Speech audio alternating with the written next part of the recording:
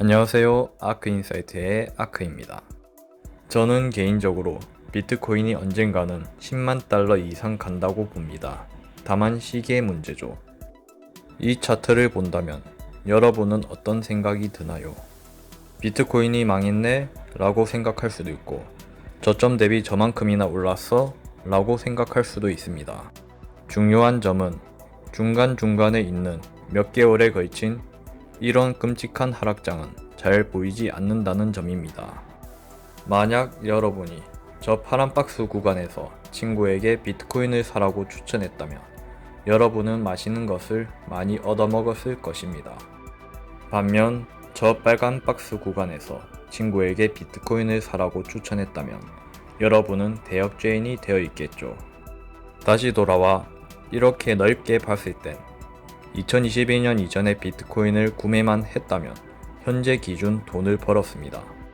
조금 전에 말씀드린 빨간 박스 구간에서 매수했다면 최소 몇 개월 이상을 멘탈 케어하며 버텨야 했겠지만요. 만약 이런 비트코인 차트가 나온다면 어떻게 해야 될까요? 결과론적이긴 하지만 저 파란 박스 구간에서 매수했다면 모두 돈을 벌 것입니다. 제가 추천드리는 방법은 각자 정한 기간과 금액으로 적금 들듯이 비트코인을 매수하는 방법입니다. 매달 일정 금액만큼의 비트코인을 사는 것이죠. 몰빵을 해라는 의미가 아닙니다. 왜 이 방법을 추천드리냐면 누구나 저점 매수, 고점 매도를 원하지만 현실적으로 불가능하고 아까 말씀드렸던 빨간 박스 구간에서도 멘탈을 지키며 버틸 수 있게 해주기 때문입니다. 적금 들듯이 매수하여 이전에 샀던 가격보다 떨어지면 같은 금액으로 더 많은 비트코인을 매집할 수 있어서 좋고, 가격이 오르면 이전에 샀던 비트코인 가치가 올라서 좋고 라는 식의 접근법이면 여러분의 장기 투자에 큰 도움이 될 것입니다. 저는 비트코인이 언젠가는 10만 달러 이상 갈 거라고 확신을 가지고 이야기 드리는 것이지만 여러분은 제 생각에 동조될 필요 없이 스스로 알아보고 확신을 가지시길 바랍니다. 화폐 가치의 하락을 설명드리기 전에 비트코인이 가진 가장 기본적인 속성을 알아야 합니다. 바로 비트코인의 총 발행량이 2100만 개가 끝이라는 점이죠. 그리고 현재 채굴된 비트코인은 약 1870만 개이지만 실제로는 더 적은 개수만 시중에 돌아다니고 있습니다. 유실된 비트코인이 없다고 치고 이것이 의미하는 바를 한번 체감해 봅시다. 대한민국 국민 30에서 59세 인구는 2100만 명을 더 넘습니다. 이 나이대 사람들 중 2100만 명이 현재 기준 32,000달러 하는 비트코인을 1인당 한 개만 보유하려고 해도 그 개수가 모자랍니다. 한번 주변을 돌아보세요. 비트코인 한 개 이상 가진 사람은 대한민국의 극소수뿐입니다. 한 번 더 와닿게 해보겠습니다. 2019년 11월 기준 국내 총 주택수는 1812만 7천호, 현재 채굴된 비트코인 1870만 개와 비슷한 수입니다. 1870만 개의 비트코인이 현재 약 3,700만원, 1812만 호의 전국 주택 평균 매매 가격이 3억 5천만원입니다. 대략 체감이 되나요? 현재 서울주택의 경우 과거 80년대 강남 아파트가 1억 언저리였던 것에 비하면 특히나 가격이 엄청 상승한 것을 알 수 있습니다. 참고로 한국을 기준으로만 비유한 것이며 전 세계 어디서든 사용 가능한 비트코인답게 전 세계를 기준으로 비교하면 어떻게 될까요? 돈의 가치는 꾸준히 하락해 왔습니다. 반면 비트코인은 어땠나요? 몇 달 전 엘사바도르가 비트코인을 법정 화폐로 인정했습니다. 저는 이것을 시작이라고 보며 자국 화폐가 있든 없든 달러를 더 많이 쓰는 국가들은 점점 엘사바도르의 행보를 따를 것이라고 봅니다. 많은 사람들이 비트코인은 느리고 가치가 불안해서 멍청한 짓이다 라고 말합니다. 정말 그렇게 생각하나요? 이 영상은 엘사바도르에서 비트코인을 통한 송금을 실제 찍은 영상이며 3.73달러를 미누타 마리오에게 수수료 0원으로 몇 초 만에 보내는 장면입니다. 이것은 레이어 2인 라이트닝 네트워크를 이용하면 가능합니다. 그리고 아까 말씀드렸듯 자국 화폐의 가치가 비트코인보다 변동성이 커서 달러에 의존하는 나라들이 우선적으로 비트코인을 법정 화폐로 인정할 것입니다. 이 의미는 비트코인의 실제 수요가 증가한다는 의미입니다. 많은 한국인들이 한국의 금융 인프라만을 경험하고서 비트코인 같은 거 왜 사용해? 가격 변동 심한데 화폐로 쓰다니 멍청한 거 아니야? 라고 물어보시는데 세계를 생각할 때 한국을 기준으로 생각하려는 오류를 범하지 않길 바랍니다. 그리고 그런 후진국들 몇 나라가 비트코인을 법정 화폐로 쓴다고 큰 의미가 있냐고 물어보기도 합니다. 저는 다시 묻고 싶습니다. 그 금융 인프라가 없던 후진국들이 암호화폐로 한국의 선진 금융 인프라를 건너뛰고 바로 다음 세대 금융 인프라를 도입, 그걸 토대로 그 나라들이 발전하지 않을까요? 10년, 20년 뒤에도 그 나라들이 지금과 같은 모습일까요? 현재 국가 간 무역에 가장 많이 사용되는 지불 수단은 바로 달러입니다. 말 그대로 달러의 수요가 엄청나게 많다는 뜻이죠. 그런데 그 달러의 가치가 하락한다면 많은 사람들이 달러의 장기 보유 가치가 없다고 느끼고 달러가 신용을 잃는다면 다시 20세기 이전처럼 금으로 무역을 할까요? 저는 그 자리조차 대체할 수 있는 게 바로 비트코인이라고 생각합니다. 이건 전혀 뜬금없는 생각이 아니며 국가 간 무역에 비트코인을 사용하는 나라들은 이미 많이 존재합니다. 제발 본질을 보십시오. 세상의 변화를 계속 부정만 한다면 결국 여러분만 도태될 뿐입니다. 아크인사이트의 텔레그램방 무료 구독하신 분들은 이미 비트코인 업그레이드 소식을 여러 번 접했을 것입니다. 그렇기에 여기는 설명란 링크로 대체하겠습니다. 내용이 이해하기 어려울 수 있습니다. 하지만 이것만 아시면 됩니다. 비트코인이 99% 이상의 동의를 얻어 4년 만에 업그레이드가 될 예정입니다.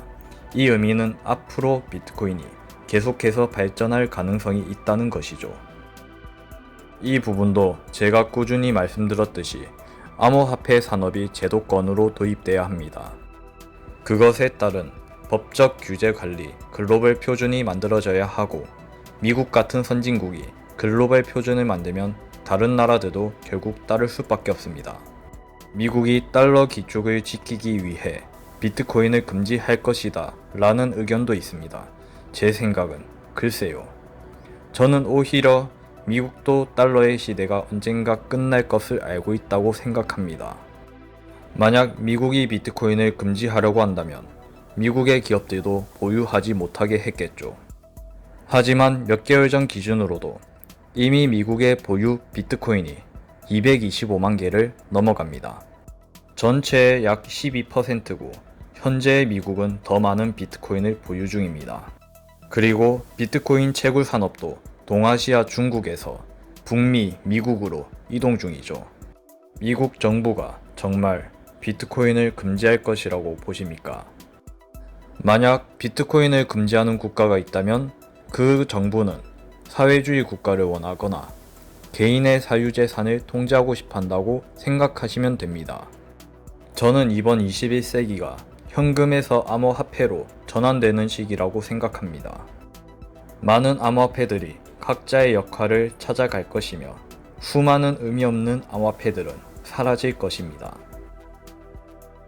제가 영상 초반에 비트코인이 언젠가는 10만 달러 이상 간다는 확신을 가진다고 말씀드렸었는데요.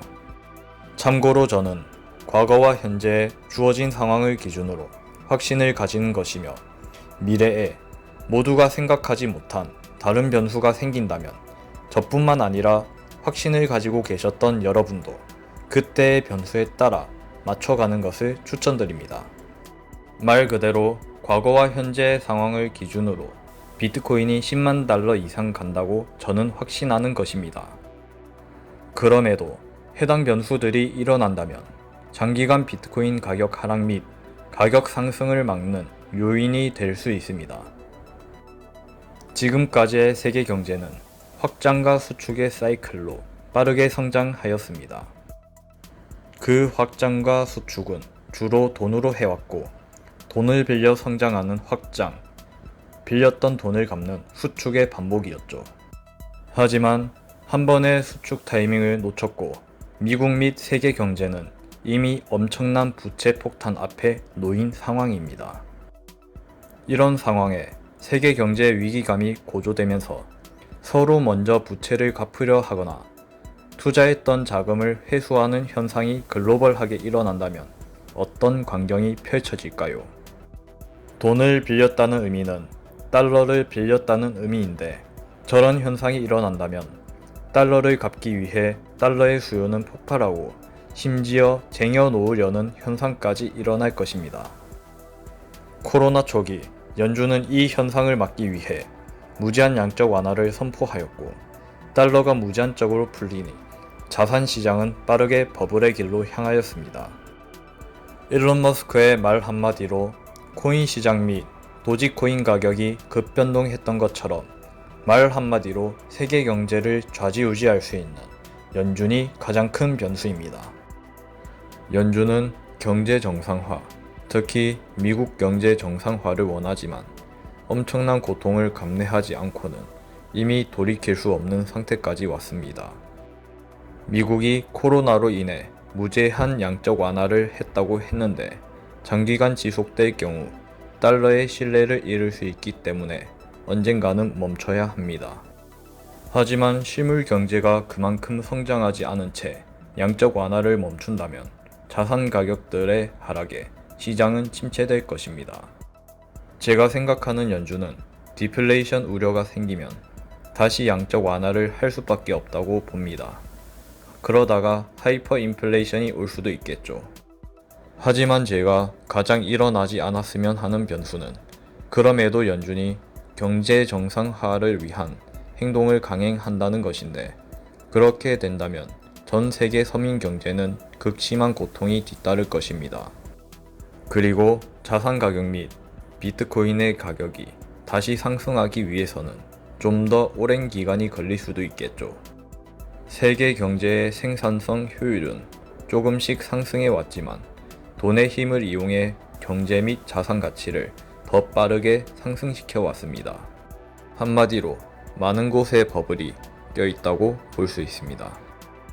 이번 경제 붕괴를 잘 버텨낸다면 앞으로 다가올 시대는 생산성 효율이 과거 산업혁명급으로 비약적으로 급상승할 것입니다. 이 부분에 대한 내용은 다음에 기회가 된다면 따로 컨텐츠를 만들도록 하겠습니다. 사실은 어떤 코인이든 비트코인의 기능을 대체할 수 있습니다. 하지만 그 상징성 및 여러가지 속성들은 대체가 불가능하죠. 효율을 따지는 로봇이 아니라 사람들이 살아가는 사회라면 결국 비트코인이 가지는 상징성은 어떤 코인이라도 넘볼 수 없다고 생각합니다. 그럼에도 비트코인이 가지는 상징성을 뛰어넘을 뭔가가 등장할 가능성이 조금이라도 있기 때문에 변수에 넣어봤습니다. 여기까지 어려운 부분은 빼고 최대한 전반적인 흐름을 알 수 있도록 컨텐츠를 준비해봤는데 쉽게 느껴졌으면 합니다. 전해드릴 내용이 너무 많은데 최대한 빨리 업로드하도록 하겠습니다. 긴 영상 시청해주셔서 정말 감사드립니다. 그럼 오늘도 좋은 하루 보내세요. 구독과 좋아요는 저에게 큰 힘이 됩니다.